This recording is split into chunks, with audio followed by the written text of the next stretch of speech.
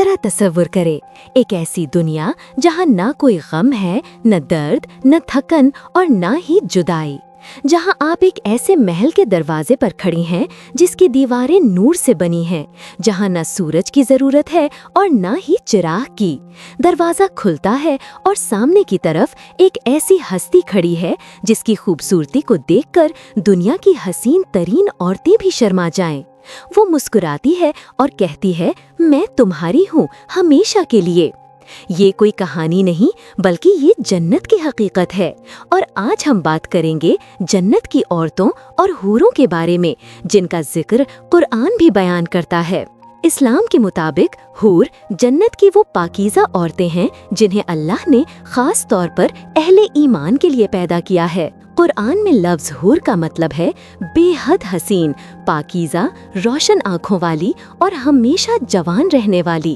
یہ کوئی فینٹیسی نہیں بلکہ اللہ کی قدرت کا ایک حقیقی نظام ہے جو انسان کی دنیاوی کمزوریوں، تھکن اور ناپاکیوں سے پاک ہے۔ احادیث میں آتا ہے کہ ایک حور کی خوبصورتی ایسی ہے کہ اگر وہ دنیا میں ایک لمحے کے لیے ظاہر ہو جائے تو دنیا کی روشنی بجھ جائے اور لوگ اس کے حسن سے بے ہوش ہو جائیں۔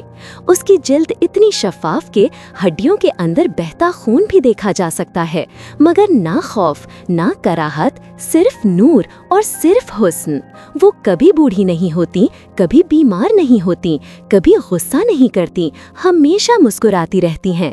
دنیا کی عورتیں اور مرد دکھ، تکلیف، تھکن، عمر، پریشانی سے گزرتے ہیں، لیکن حوریں کسی ماں کے پیٹ سے نہیں پیدا ہوتی، وہ نور سے بنائی گئی ہیں۔ وہ ہمیشہ پاکیزہ، ہمیشہ خوش اور ہمیشہ جوان رہتی ہیں۔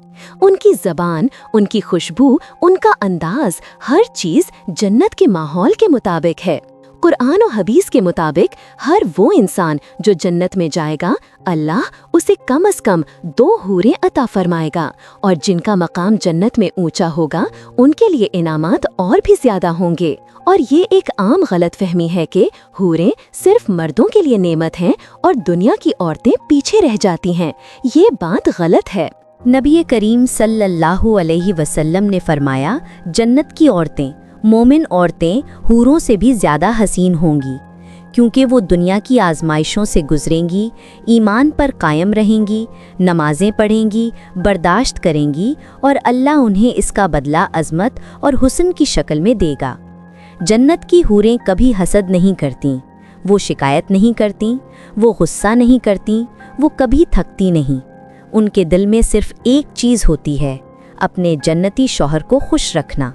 اور سب سے حیران کن بات، وہ خود اپنے شوہر سے محبت مانگتی نہیں بلکہ وہ اسے محبت دیتی ہیں، احترام دیتی ہیں اور ہمیشہ اس کے لیے خوش رہتی ہیں۔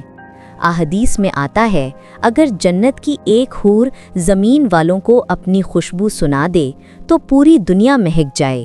اس کی آواز ایسی ہے کہ اگر وہ اللہ کی حمد پڑھے تو آسمان و زمین لرز جائیں، مگر دل کو سکون مل جائے۔ اس کا لباس اتنا باریک، اتنا لطیف کہ دنیا میں ایسا لباس وجود ہی نہیں رکھتا۔ روایت میں آتا ہے، جب جنتی شخص جنت میں داخل ہوگا تو اس کی حوریں دور سے دیکھ کر خوشی سے جھوم اٹھیں گی اور وہ کہیں گی، مرحباً مرحباً، آپ وہ ہیں جس کے لیے میں نے صدیوں انتظار کیا۔ جنت میں نہ لڑائی ہے، نہ جھگڑا، نہ رنجش، صرف محبت، صرف سکون، صرف وفا۔ اور جنت میں کوئی حسد، جلن، تکلیف نہیں ہوتی۔ جنتی عورتیں، دنیا کی بیویاں اتنی حسین ہوں گی کہ حوریں تک ان کا احترام کریں گی۔ یہاں دنیا جیسی خرابیاں نہیں، جنت کا سسٹم مختلف، پاکیزہ اور مکمل ہے۔